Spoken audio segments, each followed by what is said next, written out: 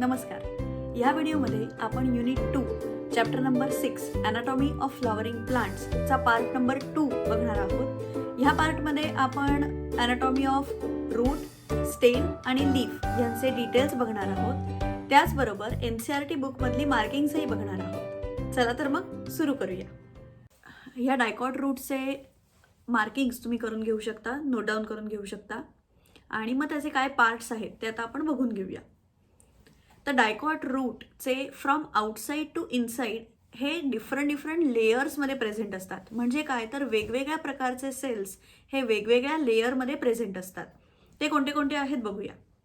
सर्वात पहिला लेयर आहे तो म्हणजे आहे एपिब्लेमा. दुसऱ्या लेयरचं नाव आहे कॉर्टेक्स. तिसऱ्या लेयरचं नाव आहे ते म्हणजे एंडोडर्मिस. एंडोचं मिनिंग आहे inside, so inner to the cortex म्हणजे एंडोडर्मिस. चौथ्या लेयरचं नाव आहे पेरीसायकल. पेरी याचा अर्थ सभोवती आणि सायकल म्हणजे गोल सर्क्युलर स्ट्रक्चर. पाचव्या लेयरचं नाव आहे ते म्हणजे पिथ, जो सर्वात सेंटरला प्रेझेंट असतो या एंटायर पेरीसायकलच्या, त्याला म्हणतात पिथ. आणि सहावा लेयर आहे तो आहे कंजक्टिव्ह टिश्यूज. कंजक्टिव्ह याचा अर्थ ज्या दोन प्रकारचे टिश्यूज, झायलम आणि फ्लोएम. याच्यापैकी एपिब्लेमा हा जो लेयर आहे तो आउटरमोस्ट लेयर आहे आणि जनरली तो सिंगल सेल्सनी बनलेला असतो, म्हणजे सिंगल लेयर ऑफ सेल्सनी बनलेला असतो. ह्या एपिब्लेमा सेल्स मधून बाहेरच्या बाजूला रूट हेअर ग्रो होतात, कारण आपण डायकॉट रूटची एनाटॉमी बघतोय. So obviously root hair grow होतात at the region of absorption. त्याच्यानंतर कॉर्टेक्सचे जर सेल्स बघायला गेले तर many layers, multiple layers present असतात आणि पॅरेन्कायमा सेल्सनी ते बनलेले असतात. ह्या सेल्समध्ये इंटरसेल्युलर स्पेसेस ह्या आपल्याला दिसून येतात. वेरॅज एपिब्लेमामध्ये there are no intercellular spaces. नंतर आपण बघितलं तर एंडोडर्मिस. एंडोडर्मिस ही सिंगल लेअरने बनलेली असते आणि त्याच्यामध्ये जे सेल्स असतात त्याला कॅस्पेरियन स्ट्रिप्स असं म्हणतात. याचं कारण असं आहे की 3 बाजूंनी, ट्रान्सवर्स आणि रेडियल अशा 2 साईड्सनी पिंपासारखा आकार तयार होतो किंवा बॅरल शेप्ड स्ट्रक्चर तयार होतं due to deposition of suberin. Suberin हा एक प्रकारचा सबस्टन्स आहे आणि या सबस्टन्समुळे हे स्ट्रक्चर तयार होतं. काहीच जे एंडोडर्मल सेल्स असतात ते विदाऊट सुबेरिन असतात, सो त्याच्यामधनं वॉटर कंडक्शन होऊ शकतं टू द इनर साईड. पण बाकीचे सेल्स असतात they are impermeable to water. यांच्यामध्ये इंटरसेल्युलर स्पेसेस सुद्धा प्रेझेंट नसतात. पेरीसायकल बघायला गेलो तर हा पण एक सिंगल लेअर आहे, पॅरेन्कायमाटस सेल्सनी बनलेला आहे आणि ह्या पार्टमधनं जे लॅटरल रूट्स ग्रो होतात, लॅटरल रूटचे ब्रांचेस ग्रो होतात, ते पेरीसायकलमधनं इनिशिएट होतात आणि व्हॅस्क्युलर कॅम्बियमची ग्रोथ जी आहे ती सुद्धा पेरीसायकलमधनं स्टार्ट होते. पिथ जर बघायला गेलो तर it is a kind of ground tissue आणि हा जो ग्राउंड टिश्यू आहे हा सेंटरला प्रेझेंट असतो. पण डायकॉट रूटमध्ये हा अतिशय स्मॉल किंवा इनकॉन्स्पिक्युअस असतो, की असून नसल्यासारखा. आणि कंजक्टिव्ह टिश्यूज म्हणजे झायलम आणि फ्लोएम. आता जर आपण इथे बघायला गेलो तर हे झायलम आणि फ्लोएमचे 2 ते 4 सेट्स किंवा बंडल्स प्रेझेंट असतात डायकॉट रूटमध्ये. पॅचेस आपण म्हणू शकतो त्याला. इथे आपल्याला दिसत आहेत 4 स्ट्रक्चर्स. पॉईंट नंबर 4, 5 आणि 6 किंवा लेयर नंबर 4, 5 आणि 6 together are called as stele. त्याला म्हणतात स्टेले. आता आपण बघूया की एपिब्लेमाचा सिंगल लेयर इथे दाखवलेला आहे. त्याच्यानंतर त्याच्यातून रूट हेअर येत आहेत. कॉर्टेक्स दिसतोय. कॉर्टेक्सच्या खाली आहे एंडोडर्मिस, पूर्ण सर्क्युलर स्ट्रक्चर आहे. त्याच्यानंतर आहे पेरीसायकल. पेरीसायकलचं पण एक सिंगल स्ट्रक्चर आहे. एंडोडर्मिस सिंगल लेयर्ड आहे आणि त्याच्या खाली पेरीसायकल प्रेझेंट आहे. या पेरीसायकलमध्ये सुद्धा पॅरेन्कायमा सेल्स प्रेझेंट आहेत. त्याच्या आत जर आपण बघितलं तर जो सेंट्रल पार्ट आहे त्याच्यामध्ये स्क्लेरेन्कायमाने बनलेले फ्लोएम प्रेझेंट आहेत. आणि जर आपण झायलमचं क्लासिफिकेशन बघितलं तर प्रोटोक्झायलम हे बाहेरच्या बाजूला प्रेझेंट आहे आणि मेटाक्झायलम हे आतल्या बाजूला प्रेझेंट आहे. सो अशा प्रकारच्या स्ट्रक्चरला आपण म्हणतो एक्झार्च कंडिशन. आणि सेंटरला छोट्याशा पार्टमध्ये पिथ आपल्याला दिसून येते. पुढे मोनोकॉटिलेडॉनस रूटचे मार्किंग तुम्ही करून घेऊ शकता. मोनोकॉटचे जे स्ट्रक्चर्स आहेत ते बऱ्यापैकी डायकॉटसारखे आहेत विथ 1 or 2 चेंजेस. चेंजेस याचा अर्थ असा की त्याच्यामध्ये कुठल्याही प्रकारची सेकंडरी ग्रोथ होत नाही, सो आपल्याला कॅम्बियम दिसून येत नाही आणि झायलम आणि फ्लोएमच्या नंबरमध्ये पण चेंज आहे. बघूया आपण काय ते. तर त्यांचे जे लेयर्स आहेत ते सेम आहेत. सर्वात पहिला आउटरमोस्ट आहे एपिब्लेमा, त्याच्यानंतर आहे दुसरा कॉर्टेक्स. तिसरा लेअर जो आहे तो एंडोडर्मिस आहे. चौथा लेअर जो आहे तो आहे पेरिसायकल, एंडोडर्मिसच्या जस्ट खाली प्रेझेंट असलेला पेरिसायकल. त्याच्यानंतर आहे पाचवा लेअर तो म्हणजे पिथ आणि नंतर आहेत कंजक्टिव्ह टिश्यू. ह्या मोनोकॉटिलेडॉनस रूटमध्ये जर आपण पिथचं स्ट्रक्चर बघायला गेलो, वरती आपल्याला जी डायग्राम दिसते, as compared to dicot root, पिथचा साईज जो आहे तो मोठा आहे. So it is very large आणि व्हेरी वेल डेव्हलप्ड. त्याचप्रमाणे जे कंजक्टिव्ह टिश्यूज आहेत, झायलम आणि फ्लोएम, यांचा नंबर हा जनरली मोर दॅन 6 पॅचेस असतो, ज्याला पॉलीआर्च कंडिशन असं पण म्हणतात. So it is the characteristic feature of monocot root to have a polyarch structure. त्याच्यानंतर जर बघायला गेलो तर ह्याच्यामध्ये कुठल्याही प्रकारची सेकंडरी ग्रोथ होत नाही. सो पेरिसायकलमधून there is no cambium, there is no secondary growth seen, कारण मोनोकॉटमध्ये there is no secondary growth. हा पॉईंट अत्यंत महत्त्वाचा आहे, लक्षात ठेवायचा आहे. आपण स्ट्रक्चर्सवरती बघूया. एपिब्लेमा, त्याच्यातून रूट हेअर येत आहेत. कॉर्टेक्स सेम आहे डायकॉट आणि मोनोकॉटमध्ये. नंतर एंडोडर्मिस आहे, त्याच्यानंतर त्याच्या खाली पेरिसायकल आहे.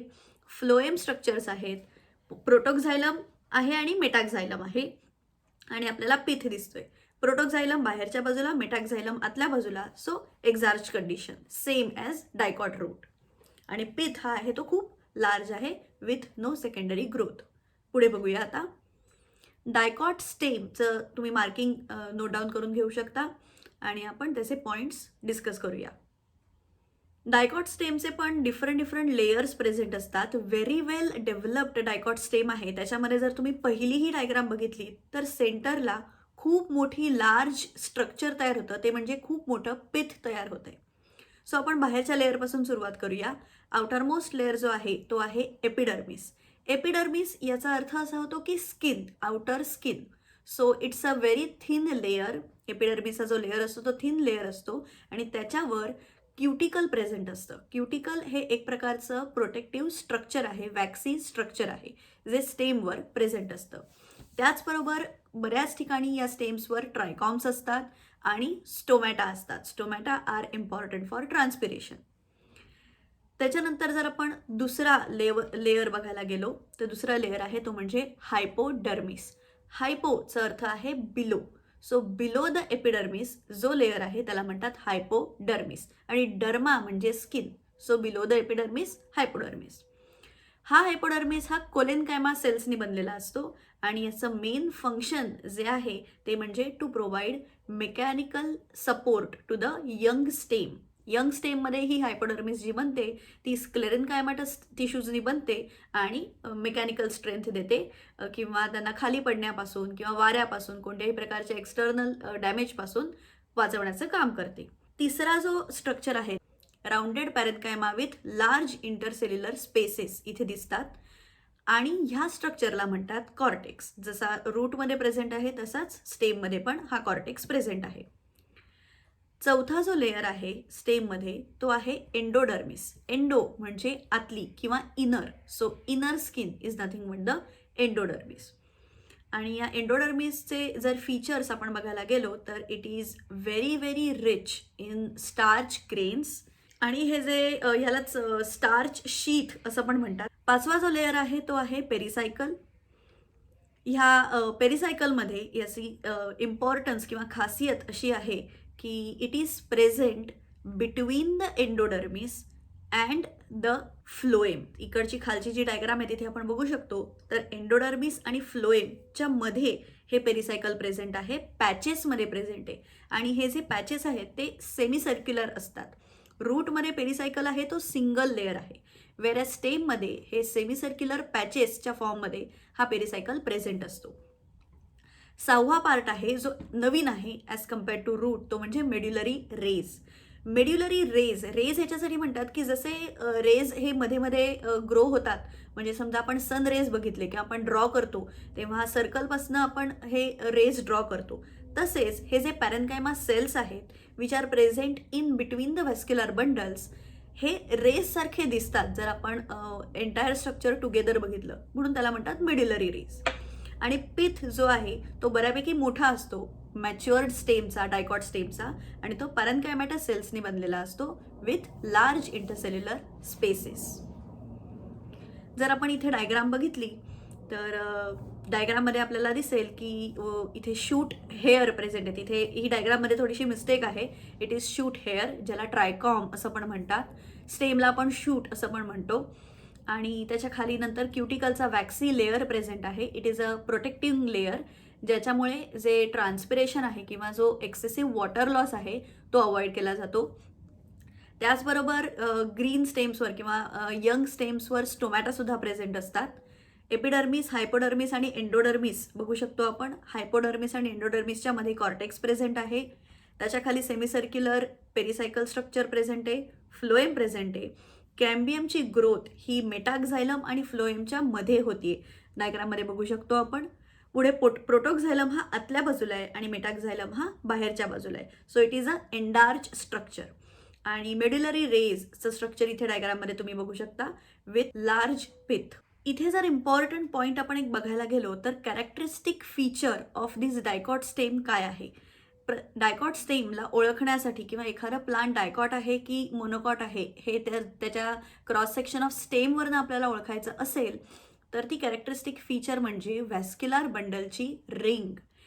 मॅच्युअर डायकॉट प्लांट्समध्ये व्हॅस्क्युलर बंडल्स जे असतात ते अशा पद्धतीने ग्रो होतात की त्यांची अशी एक रिंग तयार होते. आणि हे जे व्हॅस्क्युलर बंडलचा जो टाईप आहे तो आहे कंजॉईंट ओपन, आणि ह्यालाच एंडार्च स्ट्रक्चर असं म्हणतात. एंडार्च स्ट्रक्चर म्हणजे काय तर प्रोटोक्झायलम हे आतल्या बाजूला असतं, इनर साईडला असतं, आणि मेटाक्झायलम जे असतं ते बाहेरच्या बाजूला असतं. प्रोटोक्झायलम हे आधी तयार होतं, मेटाक्झायलम हे नंतर तयार होतं. मोनोकॉट स्टेमचं मार्किंग तुम्ही नोट डाऊन करून घेऊ शकता तुम्हाला हवं असल्यास. ह्याच्यामध्ये पण काही खूप डिफरन्स नाही आहे. सेम लाईक डायकॉट स्टेम याचे जे लेयर्स आहेत की एपिडर्मिस आहे, हायपोडर्मिस आहे, त्याच्यानंतर ग्राउंड टिश्यू प्रेझेंट असतं ह्याच्यामध्ये. पण इथे कुठल्याही प्रकारे कॅम्बियम होत नाही, कारण मोनोकॉट्समध्ये कुठलीही सेकंडरी ग्रोथ होत नाही. जो पहिला लेअर आहे तो म्हणजे आहे एपिडर्मिस. एपिडर्मिस नंतर दुसरा लेअर आहे तो म्हणजे हायपोडर्मिस. बिलो द एपिडर्मिस जो काही लेअर प्रेझेंट असेल तो nothing but the hypodermis. Monocot स्टेममध्ये जनरली ट्रायकॉम्स किंवा क्युटिकल्स हे दिसत नाहीत. हायपोडर्मिस जी असते मोनोकॉट स्टेमची ती जनरली स्क्लेरेन्कायमाच्या सेल्सनी बनलेली असते, so that mechanical strength provide करण्यासाठी. व्हॅस्क्युलर बंडल्सची जी स्ट्रक्चर आहे ती रिंग तयार न होता हे व्हॅस्क्युलर बंडल हे ग्राउंड टिश्यूमध्ये स्कॅटर्ड असतात आणि त्यांचे पॅचेस प्रेझेंट असतात. सो तुम्ही इथे डायग्राममध्ये बघू शकता की या ग्राउंड टिश्यूमध्ये हे पॅचेस प्रेझेंट आहेत आणि स्क्लेरेन्कायमा सेल्सचे हे पॅचेस असतात. सो बेसिकली स्क्लेरेन्कायमा सेल्सनी फ्लोएम आणि एक्झायलम ह्याच्यामध्ये त्यांना बाइंड करून ठेवलेलं असतं. मग ह्याचा व्हॅस्क्युलर बंडलचा टाईप काय आहे तर तो आहे कंजॉईंट आणि क्लोज्ड. क्लोज्ड का म्हटलेलं आहे इथे, कारण इथे कुठल्याही प्रकारचं कॅम्बियम हे ग्रो होत नाही एक्झायलम आणि फ्लोएममध्ये. So it is a closed type of vascular bundle. So no secondary growth, no cambium. जर व्हॅस्क्युलर बंडल्सचा आपण पॅटर्न बघितला तर बाहेरच्या बाजूला पेरिफेरीच्या बाजूला जी व्हॅस्क्युलर बंडल्स असतात ती छोटी असतात आणि सेंटरला जी व्हॅस्क्युलर बंडल्स असतात ती मोठी असतात. So they are larger as compared to the peripheral vascular bundles. फ्लोएममध्ये कुठल्याही प्रकारचा पॅरेन्कायमा प्रेझेंट नसतो किंवा phloem parenchyma is absent in monocot stem. आता आपण डायकॉट लीफचं मार्किंग नोट डाऊन करून घेऊ शकता आणि याचे डिटेल्स आपण बघूया. डायकॉट लीफमध्ये आपण बघायला गेलो तर ह्या डायकॉटिलेडॉनस लीफला नाव दिलेलं आहे डॉर्सी व्हेंट्रल. डॉर्सी व्हेंट्रल ह्याला असं अशासाठी नाव दिलं आहे की डॉर्सल साईड आणि व्हेंट्रल साईड ही मॉर्फॉलॉजिकली किंवा अनाटॉमिकली डिफरंट असते. डॉर्सल साईडला जे स्ट्रक्चर आहे ते व्हेंट्रल साईडला असलेल्या स्ट्रक्चरपासून वेगळं असतं. तर आउटसाईड म्हणजे बाहेरच्या बाजूला जी आउटरमोस्ट लेअर असतो त्याला आपण म्हणतो एपिडर्मिस. प्रत्येकच स्ट्रक्चरमध्ये ह्युमन असू दे म्हणजे ॲनिमल असू दे नाही तर प्लांट, आपण आउटर स्किनला जनरली एपिडर्मिस असं म्हणतो. ह्या एपिडर्मिसमध्ये 2 लेयर्स आहेत, ते म्हणजे ॲडेक्शियल अपर लेअर आणि ॲबेक्शियल तो म्हणजे लोअर लेअर. खालच्या बाजूला जो प्रेझेंट असतो तो ॲबेक्शियल आणि वरच्या बाजूला जो असतो तो ॲडेक्शियल. हा जो ॲडेक्शियल किंवा अपर लेअर आहे ह्याच्यामध्ये जनरली स्टोमॅटा प्रेझेंट नसतात किंवा असले तरी खूप कमी असतात. वेअर ॲज ॲबेक्शियल लेअरमध्ये किंवा लोअर लेअरमध्ये खूप जास्त प्रमाणात स्टोमॅटा असतात. ह्या स्ट्रक्चरमुळे काय होतं, ट्रान्सपिरेशनचं जे रेट आहे तो कंट्रोलमध्ये ठेवला जातो आणि एक्सेसिव्ह वॉटर लॉस होत नाही. त्याच्यानंतर आपण जर हा लोअर लेअर बघितला तर या लोअर लेअरला खूप जास्त कॉन्स्पेक्युअस क्युटिकल प्रेझेंट असतं, सो दॅट स्टोमॅटल ओपनिंग सोडता बाकी इथून इतर कुठल्याही बाजूने वॉटर लॉस होऊ नये म्हणून. नंतर आतला जर आपण लेअर बघितला तर तो आहे mesophyll. So it consist of large amount of chloroplast आणि इथे मेन काम होतं ते म्हणजे फोटोसिंथेसिसचं. आपण डायकॉट लीफचं स्ट्रक्चर बघत आहोत. सो फोटोसिंथेसिस हे मेन काम आहे, लीफचं मेन फंक्शन आहे. आणि हे जे मिझोफिल सेल्स असतात हे मेनली पॅरेन्कायमा सेल्सनी बनलेले असतात. 2 प्रकारचे सेल्स दिसतात, एक म्हणजे पॅलिसेड मिझोफिल आणि दुसरं म्हणजे स्पॉन्जी मिझोफिल. पॅलिसेड मिझोफिल हे जनरली ॲडेक्शियल लेअर किंवा अपर लेअरला, अपर एपिडर्मिसच्या जवळ प्रेझेंट असतात आणि स्पॉन्जी मिझोफिल हे ॲबेक्शियल किंवा लोअर लेअर जवळ प्रेझेंट असतात. हे जर पॅडेसिल आपण स्ट्रक्चर बघितले, तुम्ही जर इथे वरती डायग्राममध्ये बघितलं तर ह्या डायग्राममध्ये हे जे सिलेंड्रिकल आणि लांब लांब बॅरल शेप्ड स्ट्रक्चर आहेत ते आहेत पॅलिसेड मिझोफिल. आणि राऊंड स्ट्रक्चर जे आपल्याला दिसत आहेत विथ लार्ज एअर कॅव्हिटीज ते आहेत नथिंग बट द स्पॉन्जी मिझोफिल. ह्या जसं आता इथे म्हटलं मी त्याप्रमाणे मिझोफिलमध्ये खूप जास्त एअर कॅव्हिटीज असतात, सो दॅट ह्या लीफला बायोन्सी मिळायला आणि वारा जरी आला तरी सुद्धा त्याचं स्ट्रक्चर हे न तुटता त्याला फ्लेक्झिबिलिटी मिळते. वेस्क्युलर बंडल जर आपण बघितले तर डायग्राममध्ये आपल्याला दिसत आहेत, तर ते जनरली मिडरिब्स आणि वेन्समध्ये, मिडरिब म्हणजे सेंट्रल वेन जी असते लीफची ती, आणि वेन्समध्ये प्रेझेंट असतात. त्यांचं जे साईज आहे तो डिपेंडिंग ऑन मिडरिब आणि वेन असं असतं. आणि हे जे वेस्क्युलर बंडल्स आहेत हे सराउंड केलेले असतात बंडल शीथ सेल्सनी, so that they are very well protected from any kind of external damage. इथे डायग्राममध्ये तुम्ही हे सगळे स्ट्रक्चर बघू शकता, palisade, spongy mesophyll with air cavities, abaxial epidermis, adaxial epidermis आणि वेस्क्युलर बंडल, त्याचबरोबर बंडल शीथ स्ट्रक्चर्स तुम्ही बघू शकता. मोनोकॉट लीफचे जे मार्किंग आहेत ते तुम्ही नोट डाऊन करून घेऊ शकता आणि आपण त्याचे डिटेल्स बघूया. मोनोकॉट लीफला नाव दिलेलं आहे आयसो बायलॅटरल लीफ. आयसो याचा अर्थ सेम आणि बायलॅटरल म्हणजे दोन्ही साईड्स. सो दोन्ही साईड्स ज्याच्या जनरली सेम असतात, सिमिलर असतात, असा असतो मोनोकॉट लीफ. याचे डिटेल्स आपण बघायला गेलो तर ॲडेक्शियल एपिडर्मिस आणि ॲबेक्शियल एपिडर्मिस या दोन्हीचं स्ट्रक्चर किंवा मॉर्फॉलॉजी, ॲनाटॉमी ही सिमिलर असते किंवा ऑलमोस्ट सेम असते. आउटरमोस्ट लेअर अगेन असतो तो म्हणजे एपिडर्मिस आणि त्याच्यामध्ये स्टोमॅटा प्रेझेंट असतात. सो बोथ द साईड्सला abaxial lower as well as adaxial upper, both the साईडला स्टोमॅटा हे प्रेझेंट असतात आणि ते ट्रान्सपिरेशनचं काम करतात. पुढचा जर आतला आपण मिझोफिल स्ट्रक्चर बघितला तर मिझोफिल स्ट्रक्चरमध्ये जास्त एअर कॅव्हिटीज प्रेझेंट नसतात, बऱ्यापैकी जवळजवळ हे सगळे सेल्स प्रेझेंट असतात आणि ते कुठल्याही प्रकारे डिफरन्शिएटेड नसतात पॅलिसेड आणि स्पॉन्जी मिझोफिलमध्ये. सगळेच्या सगळे हे स्पॉन्जी मिझोफिलप्रमाणे राऊंड किंवा सर्क्युलर स्ट्रक्चरचे असतात.